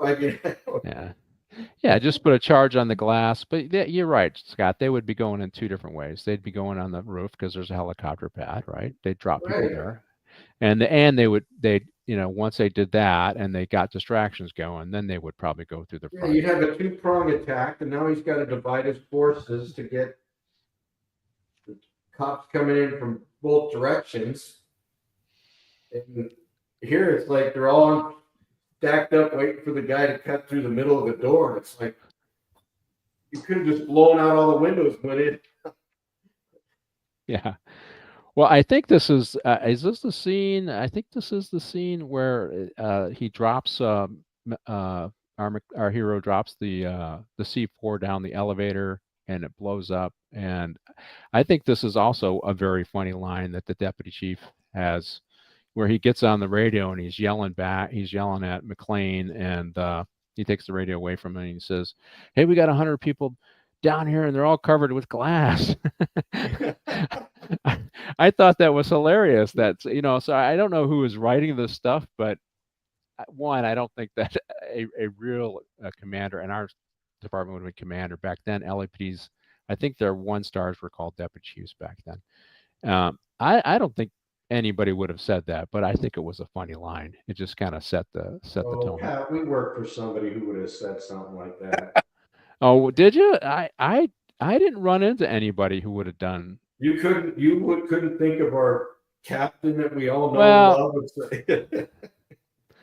This thing would have been, "Oh my God, they're denting the car." They're denting the car. Yeah, that's true. I got put in charge of the fleet, under him. So it was, but you had to really know you had to be really tactical in what you said when you talked about any of his cars getting damaged. But I thought that was a funny scene when they said, "Hey, we're all covered in glass down here. Here's the RV on the attack." And of course, Yeah. they're hitting them with I don't know, Laws rockets or something like that. I Yeah. would have thought the first one would have taken him down. And they hit him multiple times. Now that I know a little bit about these weapons, years later, I said that they'd have been done on the first one. Yeah. It would You have. know, that would have penetrated. Those are designed to penetrate that, and that's not, a military grade vehicle. So it'd have been toast on the first round, right? It's supposed to probably deal with small arms fire, maybe heavy fire, but it's definitely nothing like that. So what'd you think of the scene? You broke up a little bit. Can you hear me? What'd you think? What'd you think of the scene? We're all covered with glass down here. Oh yeah, no, I just laughing to myself when I listened to Scott, because that particular captain, God bless his soul, he would have went out there to that traffic accident with the sergeant, but he would have gone off the condition of the radio car. Not worried about the building blowing up and the sergeant being banged up. Yeah, but no, it's good. I was enjoying the like I said, the pyrotechnics, and they're all pretty amazing. For that time they did a good job. It was entertaining. Yeah. All right. So I'll tell my story about that captain, or one of them. So I was in charge of the fleet, and he says, "I want to know why they're carving in the paint on the trunks. Why are they doing that? They're using their knives to carve in the paint on the trunks, right?" That's what he's saying. I'm like, or scraping the paint, right, and scratching it. Why are they doing that? Why, we need to catch them doing that. And and we were talking in the parking lot, and I said, "Sir, just hold on a second." I lifted the trunk of my car. I slammed the trunk, and I put my war bag on top. I said, "See where my war bag's at? Human nature is you grab the war bag, you slide it off the trunk lid, and you carry it. People got heavy stuff in their trunks and their war bags, and sometimes it scratches the paint." And he looks at me like, "Oh, well, we need to stop that." So I said, "I don't think anybody's maliciously doing anything wrong. It's just unintentional." And but he still went off then, because now we have to stop people from putting their war bags on the trunk of the car because it's causing scraping. But yeah, he was a little out there. And Yeah. Martin, go ahead, We were in a Scott. shooting at Avalon and El Segundo. He comes and it happened at the very end, towards the very end of early mornings, or graveyard for people that. So it rolled over to day shift. So he shows up and doesn't come up and ask me, "Are you okay? What happened?" All he says is, "Who spit chewing tobacco on the side of your car?" And I said, "I don't know, sir. I had to get this car earlier in the shift because my tailpipe fell off, and I had to take it back in." And he said, "Well, did you chew in the car and spit it down the side?" And I said, "No, sir. I'm a smoker." And he's like, "You were smoking in the car also?" And I said, "I didn't chew and I smoke." And he goes, "You're not supposed to smoke in county vehicles." And I said, "I'm by myself. According to policy, I'm by myself, I can smoke in the car." And I figured it's okay because I'm by myself. And he goes, "Oh, you should have never went 10-8 with that chew on the side of the car." I'm like, "Sir, it was 2:00 in the morning. I didn't even see the chew on the side of the car." Not arguing. All right. Do you need anything? Who's chew on your car? I stand corrected. We do have knuckleheads, or we did have knuckleheads like that. We probably still do on the sheriff's department. And then told another deputy in front of the crowd that had gathered that, "Oh, by the way, I'm giving you 15 days off for your drunk TC." He's like, "Oh, could you say it louder, sir? Because the people in the back row didn't hear it." God, in my early tenure there, I had only been there less than a year, and I had one of these types of talks with him in his office where I referred to Carson as a ghetto, and he goes, "Don't ever call this city a ghetto." And then people didn't. After that, they didn't see me for 3 months because I was at the blue line. You got shipped out. All right, let's roll the next scene. Hans meets John.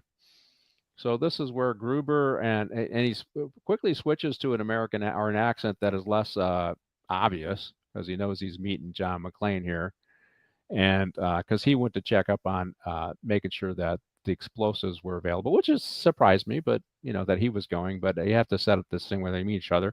But I had to do a little research on the name Hans. So Hans is short for Johannes, and Johannes is short for, or is another version of the name John, which is interesting. I thought that was interesting. So, but they meet each other, and it's only I just say Johann here, or Hans. He's the only guy that could lose his cool with John, and I like how McClane plays it out. Now, there's things that I didn't like about this scene. So obviously Hans is pretending that he's one of the hostages who managed to escape, and he's looking to survive this thing. And he's quick enough to recognize the name on a local billboard to say to McClane when McClane asks who you are. And but ultimately in the scene, McClane gives him a handgun, and of course Hans switches back to who he really is and talks on the radio to his cohorts, and he goes to ultimately kill McClane, and it's empty, of course. Now here's the part, and we talked a little bit about this one earlier. It's not heavy enough. If there's no bullets in it, you're going to know it, right? Yeah, you're just going to instinctively know. It's okay. There's no 15 rounds in here. He probably handed me an empty gun, and this is where he figures out who Hans really is, and that Hans isn't playing around. But it was a good interaction between these two, right? Scott, what'd you think of the interaction between our premier terrorist and our main protagonist? Well, all of a sudden this guy just appears and says, "Oh, I escaped." Well, how come nobody else has escaped? Yeah. And then why would you ever hand somebody you don't know a gun? Now maybe he already thought that it was Hans. Maybe that was going through his mind. But I don't know. I don't want to sound cold-hearted, but I probably would have shot him. We saw that in real life, Scott, where somebody handed somebody a gun. Yes. I could remind you the name later, but we never saw him in patrol after that. Wow. Really? Yeah, that's true. He ended up at Pico Rivera, if you remember. Yeah, Pat, he did the posse comitatus, and he handed his backup gun to a civilian. I forgot all about that. Okay. Let me remind you. Yikes! I would not have. That actually happened, huh? Oh wow. Oh God. But in this scene, John knew he was the bad guy. He just was. Yeah. Why would he even? But again, they have the whole like you said, they got to set up the meeting, and then Hans has got to escape because they don't want to end the movie.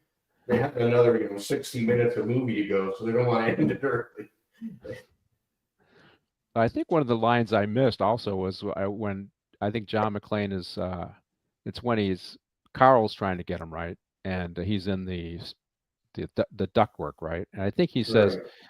"Oh, come on out to the coast. We'll have a good time." I just remember that line. Remember, I always thought that it's like, what the hell am I doing here? Oh, just come on out to the coast, babe. We'll have a good time. Yeah. Christmas, and but that's that. How he delivers it and the whole comedic timing stuff. That's all kind of fun. So we have to start catching up here. So there he is. He's using the false name. So Martine, roll the immediate clip after this one, and we'll get right into this. There he is. See how quick he is, and then. But obviously McClane is realizing what is Hans doing up here. He kind of figures out that there's more going on here. What is Hans actually up to? And I think one of the other good lines coming up is after the FBI guys get here, and they take over, which I don't think I've ever seen that where the FBI guys take over. And now they think they're terrorists, so I guess they could take over, but they would not necessarily do that until they had all their tactical teams in place. Right. So, right, Would you be know, two guys wearing a suit. and two guys wearing a suit, and they're the tactical team, right? Like they get a couple of helicopters, and we see that, and but you know, I think on a practical standpoint, that they have they didn't even have it. I don't think they had emergency response teams back then. That was developing over time, right? Because even the LAPD, the sheriff's department, and local agencies, they didn't have SWAT teams till the late 70s, early 80s, right? That's when they really started to. This was after SLA, right? The SLA shootout in LA. They needed to develop special weapons teams to handle things like this. And the FBI was slow to do that because they were more of an investigative agency and they had to develop the capacity. They didn't have the capacity. But John here is figuring out that Hans was up there for a reason, and he recognizes that there's something going on, and he ultimately does figure out that it's going to be a double cross, and that's I think that's the next scene coming up. And I think the other thing is for Hans now, this has become personal. This guy has gotten under his skin, and he would like to. Here's where he points the gun at him. He wants to make sure that McClane doesn't survive this. That right. Now that to me that becomes, yes, I want the money, but yes, I want to make sure this guy has been a pain in the ass, a monkey in the wrench, as I think he says earlier in the movie, that he's going to get, or it was McClane who says a monkey in the wrench thing, and he wants to make sure he doesn't survive this, right?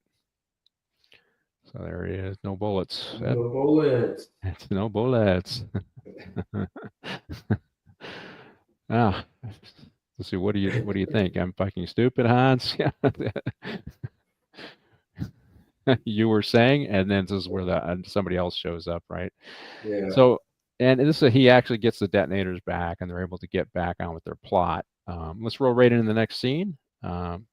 I think that one it becomes personal. Now it has become personal for both of these guys, McClane and Hans.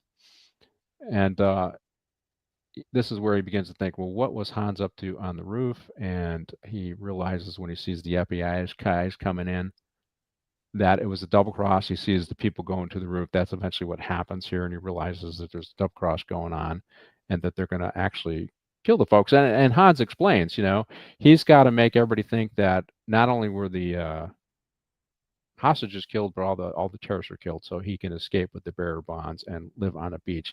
But I think one of the funniest lines delivered in the movie, you see the FBI guys, they take over and they're coming in with helicopters, which is unrealistic, in suits, which is unrealistic. And they're gonna take out the terrorists from up top, which is unrealistic. There's only like, I think, a total of 4 of them. I don't know if they had a tactical team in the other helicopter, but you just see the 2 main guys. One of them implies that he's a Vietnam vet. And McClane goes to the roof and he begins to shoot to get the people who had gone to the roof to leave the roof, right? So, and then when the roof does finally blow up and the FBI guys are killed, do you remember the line the deputy chief said that I thought was hilarious?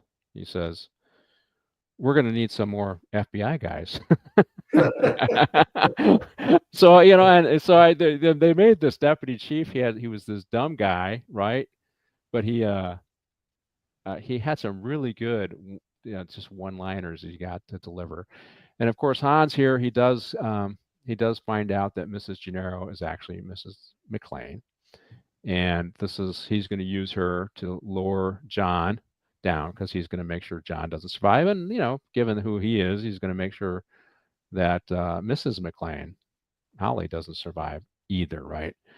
And now in this scene, John does come down, but he uses packing tape to hide his 9 on his back. Now this part for me, how did they do that? Because there's no way in hell that packing tape is going to hold a real 9mm on your back like that. I was just going to say that. How did they do that? Because he's sweaty, he's bloody. That's got to be the best packing tape ever invented. There's no way. And I'm like, okay, how did they do that? So they must have like maybe a a plastic gun or something like that, because there's no way in hell that would have been a real 9, even with 2 rounds in it. That the packing tape would not have held it up like that, particularly for that long period of time. No way, no way is no. So here's the helicopter guys coming in. I figure 25% casualty rate amongst the hostages, and they're going. And that's the other part, is the helicopter flying through the buildings. Nowadays they would just use GI, right? They wouldn't be doing all the stunts. They would just use GI to create it, instead of flying the helicopters through the buildings like that. Well, But it is cool. He's going to take out the terrorists. As being a former door gunner in the Marine Corps, you're in a helicopter, which is an unstable platform. I mean, there's guys that could probably pull it off, but with a bolt action sniper rifle, how many are you going to actually be able to take out? One? Yeah. If you're lucky at that range in a moving helicopter. The rest are just going to take cover and start shooting back, and you're basically going to get shot down out of the sky. I was listening to somebody. You remember the tanker that was kidnapped, and the Navy SEALs came in, and I think Tom Hanks played the captain on that, on the movie that they eventually made, and they talked about the shot the SEAL sniper had to make. So he's on a ship that's going up and down, and they're in a boat. I think they ended up in some kind of rescue, and his what he had to shoot through was very small. And they said it was a very difficult shot, but he managed to make it. But you're right, and so some garden variety FBI guy, even if he fought in Vietnam, it just ain't going to happen, right? I mean, sniper, those snipers, they practice shooting constantly. Right. I mean, it's a perishable skill, as we all know, and for some random kid who's in Vietnam, he's going to be able to take terrorists out with a bolt-action sniper rifle from a helicopter. Okay. Yeah. Looks good. Looks good in the movie. Yeah, it's what are they? It's it's definitely Hollywood. Yeah. And it's cowboyish, but it's completely unrealistic that this would happen the way it happened. But I still think a very funny line after they're killed is, we're going to need some more FBI guys. Which, and that's why this is almost as much a comedy as an action film. And I did like this spot here where Holly is needling Hans here. He says, "So you're not terrorists. You're just common criminals." And Hans goes, "No, I'm an exceptional criminal." I thought that was pretty good too. So, so good scene. What'd you think of the scene, Matt? We're down to the second from last scene that we're going to show here. Oh yeah, no, I thought it was great again. And then I haven't seen the movie in ages, but there's indelible moments in cinematic history that you remember. I remember Hans sailing through the air. That's the next scene. He does Carl in here first, but then it's Hans. Yeah, this is one of the, it's coming. It's one of those things you remember. Oh, I remember what happens here. Yeah, good dialogue. Good. And here's this guy just like fucking Saigon, and And I love that. I love that line. Yeah, just like Saigon. I was a junior high, dickhead. Yeah. Yeah, but like I said, they did get some of the guys who had to play dunderheads, like the deputy chief, some good lines to deliver. I mean, even the funny line is, "Hey, we're all covered in glass down here." I mean, those are some pretty funny lines that this guy had to deliver, and we're going to need some more FBI guys. Those ones are gone. Let's roll into the next scene, and this one is the final scene. You bounced out, Pat. Did I bounce out? Yeah. Can you hear me? You're back now. I'm back now. Let's go into the final scene. Happy Trail Hans. And now this one, they do have their final confrontation. This is where he's got the tape on his back and all that other stuff. And here John Wayne doesn't walk off into the sunset, and whatever. They start talking about cowboys again. But ultimately, they end up in that final somatic scene where it's funny, Hans gets shot. He's going out the window and he's holding on to Holly, and he's not concerned about getting up. He's he's so pissed that his plan got disrupted. He wants to shoot. If you remember correctly, he wants to shoot John McClane in that final scene. Yeah, as he's falling through the stand. As he's getting ready to fall through, and John's got 2 bullets here. He shoots Hans once, and he shoots the security guy there. That's once, which is also, well, I don't know. I think if you're, how did they say it? Reaction time does give you the opportunity, if you have a plan. You know, even when you're dealing with armed suspects, you can get the drop them on them based upon a reaction time. So that would be accurate as well. But as Hans is holding on to her wrist, and Bruce is holding on to Holly, or McClane is holding on to Holly to pull her up, it's that Rolex watch that is allowing Hans to hold on to her wrist, right? And of course, John McClane clips that the clasp on that watch, and certainly Hans starts to fall. And happy trail, Hans, right? So it's funny, and the watch means nothing. What was most important is, of course, their relationship. But I think that's a little bit of what comes out there. But so it throws back to that earlier scene when they talked about the Rolex watch. And I didn't catch that the first few times I watched this movie. But I when you're watching a little more critically, you catch those kinds of things. So what'd you think, Matt? Happy trail, Hans. Good scene. Yeah, it was great. Yeah, like I said, there's certain things, like we talked about Dirty Harry. You just always remember that dirt bag flying into the lake, right? Right. Or into the little stream. Then you just remember Hans falling slow motion back to his death. Yeah, it was a good walk down memory lane. Thank you for inviting me and letting me have the opportunity to pick it apart with you guys. Yeah, and I appreciate you coming on, Scott. I don't show the final scene, but you can comment on this scene, and then of course Al.